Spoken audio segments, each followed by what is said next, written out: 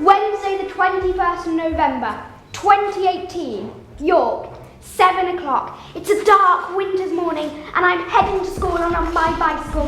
And as I pedal, I have to dodge potholes the size of World War bomb craters while breathing in toxic fumes from all the diesel and petrol cars. Wednesday, 21st November, 2118, York, 7 o'clock. A dark winter's morning, so nothing changes there. And I'm heading to school on my bicycle. As I pedal to school, I don't dodge or duck or dive, but travel smoothly along roads which are constantly resurfaced and maintained. For the York of 2118 has properly invested in its road infrastructure, smoothing out the cracks and craters of the past. And what about my poor mother, who works in Scarborough, and as she stands at platform 5 at York railway station, what does she have to contend with? Costly fares, overcrowded carriages, and often cancelled services.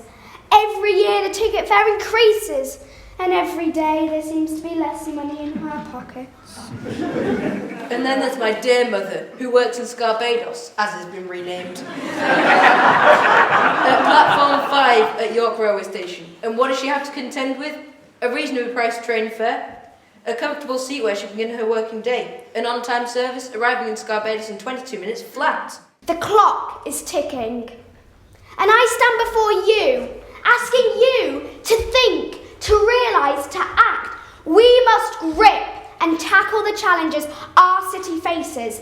Only then can we make this city a successful place to live in for everyone. The clock chimes. Will it chime success for our future? A future where we have overcome these challenges? Or will it ring out sharply, warning us that we have not thought, not realised, not acted? The choice is up to you.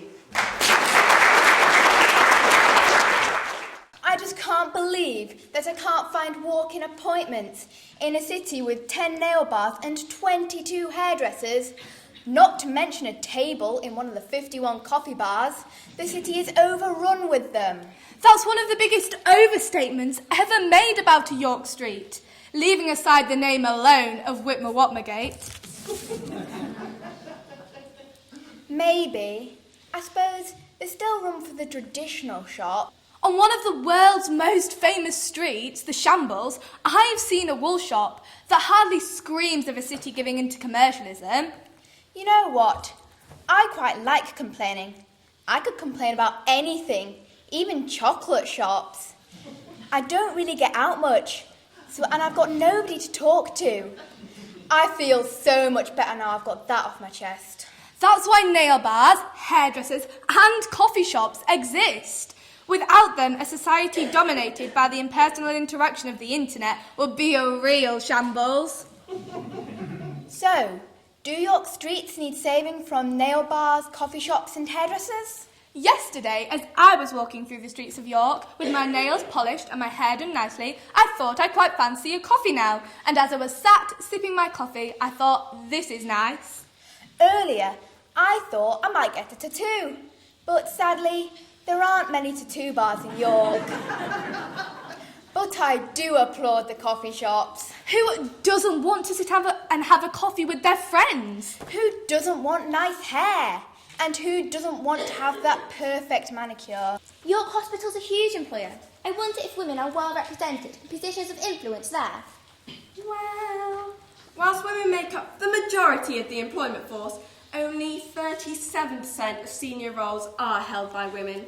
On a plus point, women make up nearly half of the board of directors, but it's not so good when we reach consultant level, where 3/4 of posts are held by men. Take Dame Jocelyn Bell-Brunel, educated here in York.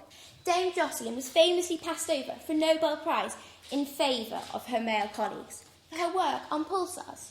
Currently visiting professor of astrophysics at the University of Oxford, Jocelyn Bell-Brunel was recently awarded the Special Breakthrough Prize in Fundamental Physics. And her inspirational female spirit shone through when she donated her £2.3 million prize money to help women, ethnic minorities and refugee students study to become physics researchers. York's women's influence isn't just within the city itself, it's universal, it's stratospheric. Come back down to earth, Sophie. Planet Earth calling. York's particularly known for chocolate, and ever since the confectionery industry began in the 17th century, York women have played a key part in shaping it. Mary Tuke, a Quaker, known as the mother of York's chocolate industry, created a successful cocoa business against all adversity. Her fight against the trading restrictions of the Merchant Adventurers Company became a leading case in company history.